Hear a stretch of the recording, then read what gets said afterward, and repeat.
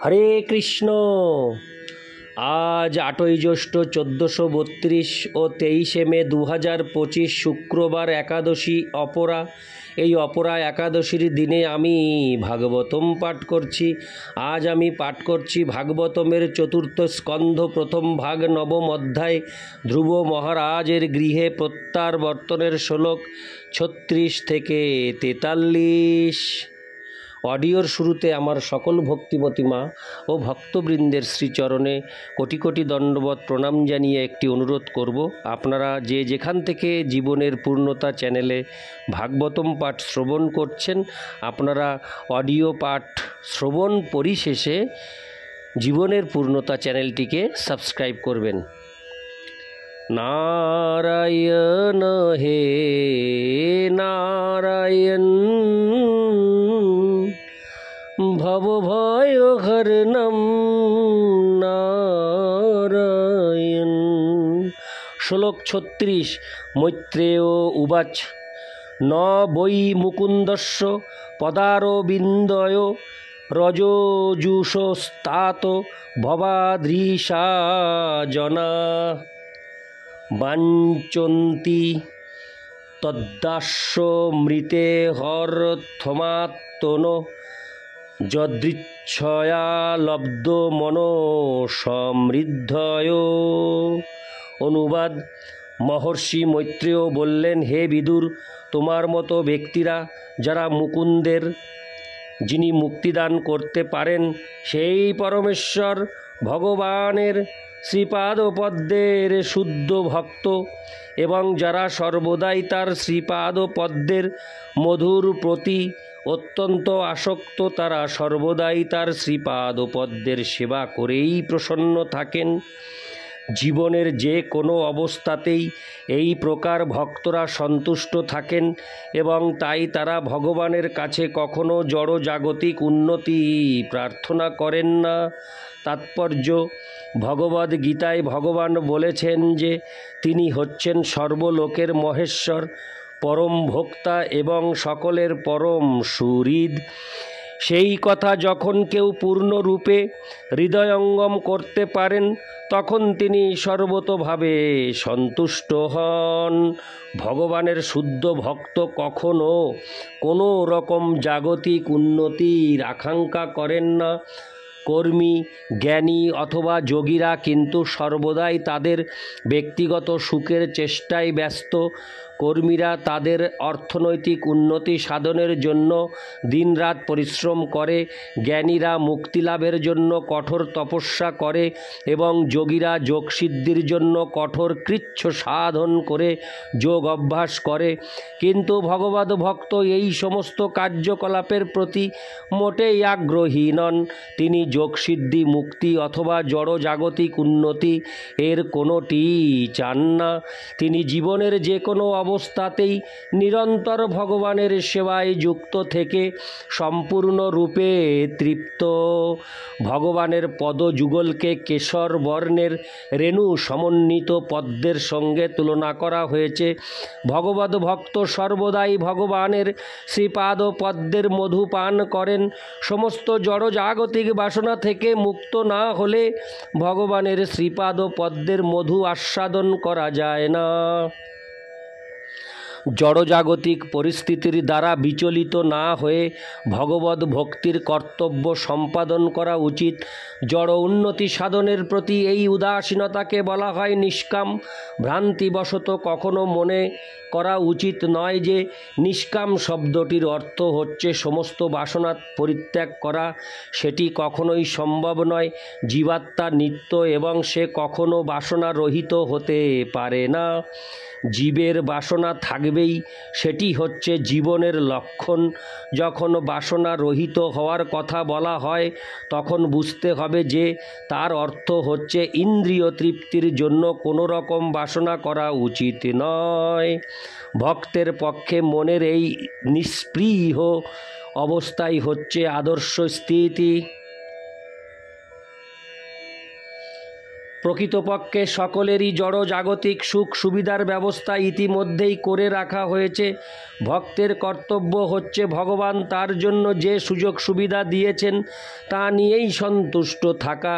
যে সম্বন্ধে ঈশোপনিষদে বলা হয়েছে তেন তত্ত্বেন ভুঞ্জিথা, তার ফলে কৃষ্ণ সেবা সম্পাদনের জন্য সময় বাঁচানো যায়। ইতি শ্লোক 36, শ্লোক 37। আকর্ণাত্ম জমায়ান্তং সম্পরেত্ত যথাগতম রাজা ন শ্রদ্ধে ভদ্রমভো দ্রস্য কুতো মম।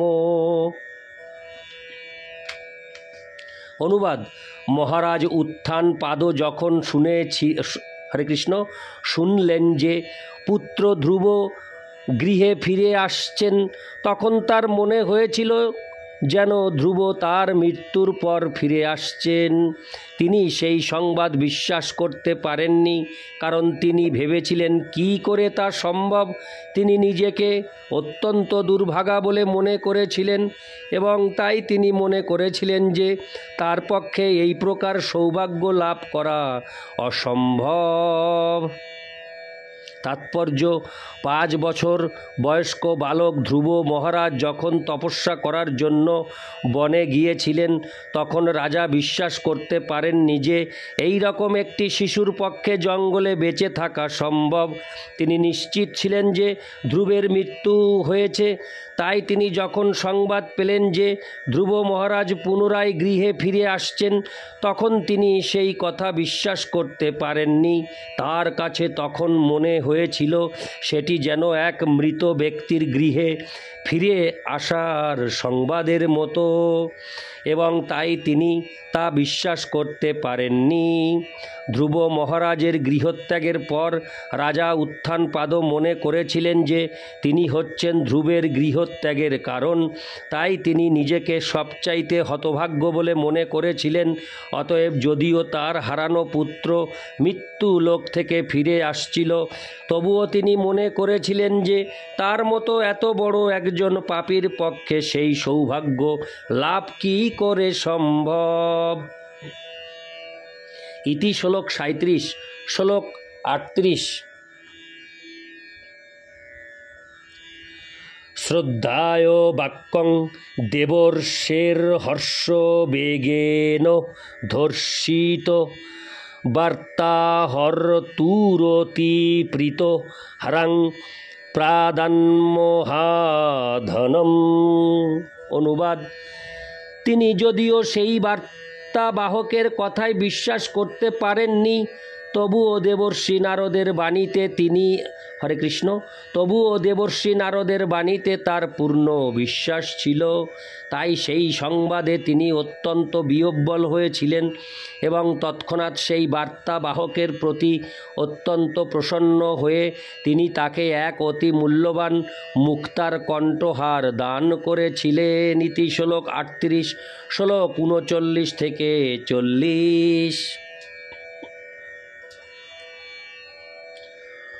সদস্যং রথমারূঢ় কার্তসর পরিষ্কৃতম ব্রাহ্মণৈকুল বৃদ্ধৈশ্চ পর্যস্তোহ মাত্তবন্ধুভিঃ শঙ্খদুন্দুভীনাদেন ব্রহ্মঘোষেণ বেণুভিঃ নিশ্চক্রাম পুরাত্তুর্ণমাত্তজাভিক্ষোনোৎসুক। অনুবাদ: মহারাজ উত্থানপাদ তার হারানো পুত্রের মুখ দর্শন করতে অত্যন্ত উৎসুক হয়ে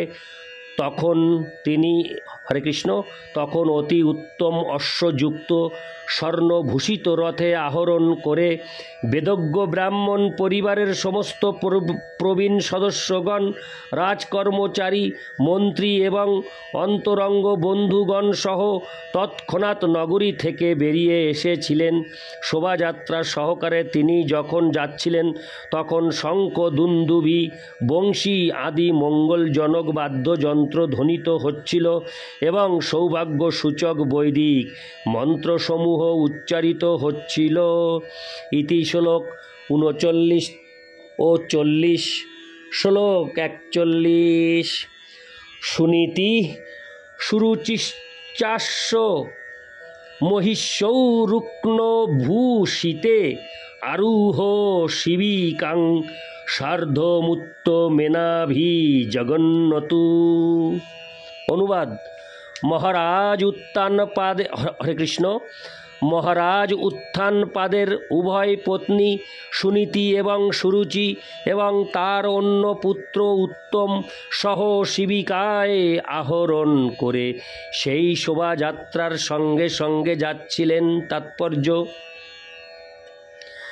রাজপ্রাসাদ থেকে ধ্রুব মহারাজের চলে যাওয়ার পর রাজা অত্যন্ত শোকাতুর হয়েছিলেন। তখন দেবর্ষি নারদের সদয় বাক্যে তিনি কিছুটা আশ্বস্ত হয়েছিলেন। তিনি তার পত্নী সুনীতির হরে কৃষ্ণ সুনীতির মহা সৌভাগ্য এবং রানী সুরুচির মহা দুর্ভাগ্যের কথা বুঝতে পেরেছিলেন। কারণ রাজপ্রাসাদে এই ধরনের কথা গোপন থাকে না। কিন্তু তা সত্ত্বেও রাজপ্রাসাদে যখন ধ্রুব মহারাজের প্রত্যাবর্তনের সংবাদ পৌঁছেছিল, তখন তার মা সুনীতি গভীর অনুকম্পার বশবর্তী হয়ে এবং একজন মহান বৈষ্ণবের মাতা হওয়ার ফলে হৃদয়ের স্বাভাবিক সরলতা বশত তার পত্নী হরে কৃষ্ণ তার সপত্নী সুরুচি এবং তার পুত্র উত্তমকে তার সঙ্গে একই শিবিকায় তুলে নিতে দ্বিধা করেননি। সেটি হচ্ছে মহান ধ্রুব মহারাজের মাতা মহারানী সুনীতির মহানুভবতা। ইতি শ্লোক 41। শ্লোক 42 ও 43। তং দৃষ্ট পবনাভ্যাস আয়ান্তং তরসারথাৎ অবরুহ নৃপস্তুর্নমাসাদ্য প্রেম বিহব্বল পরিরেবে হঙ্গজং দৌর্ভাং দীর্ঘোৎকণ্ঠ মনঃ শশন বিশ্বস্কেনাঘ্রি সংস্পর্শ হতাশেষাঘো বন্ধনম। অনুবাদ: ধ্রুব মহারাজকে উপবনের সন্নিকটে আগত দেখে মহারাজ উত্থানপাদ অতি শীঘ্র তার রথ থেকে অবতরণ করলেন। তিনি তার পুত্র ধ্রুবকে দীর্ঘকাল না দেখার ফলে অত্যন্ত উৎকণ্ঠিত ছিলেন এবং তাই গভীর প্রেমে তাকে আলিঙ্গন করার জন্য তিনি তার হারানো পুত্রের দিকে এগিয়ে গেলেন। দীর্ঘশ্বাস ফেলতে ফেলতে মহারাজ দুহাত দিয়ে জড়িয়ে ধরে তাকে আলিঙ্গন করলেন। ধ্রুব মহারাজ কিন্তু পূর্বের মতো ছিলেন না। পরমেশ্বর ভগবানের শ্রীপাদপদ্মের স্পর্শে তিনি সম্পূর্ণরূপে পবিত্র হয়ে পারমার্থিক উন্নতি সাধন করেছিলেন। ইতি শ্লোক 42 ও 43। নারায়ণ হে নারায়ণ ভবভয়হরণম নারায়ণ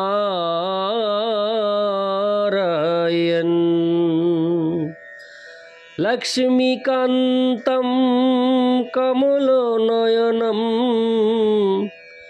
মঙ্গলচরণম নারায়ণ